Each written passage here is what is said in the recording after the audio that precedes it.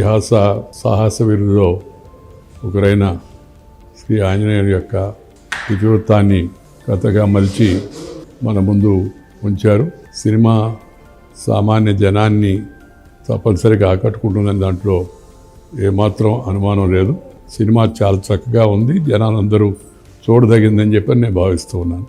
మన భారతీయ ఇతిహాస వృత్తాలను మరిన్ని సినిమాలుగా రూపొందించి సామాన్య జనంలోకి తీసుకెళ్లాల్సిన అవసరం ఎంతో ఉంది. అలాంటి మంచి ప్రయత్నం చేసిన శ్రీ ప్రశాంత్ వర్మను, నిర్మాత శ్రీ నిరంజన్ రెడ్డి తదితరులందరూ నేను హృదయపూర్వకంగా అభినందిస్తున్నాను.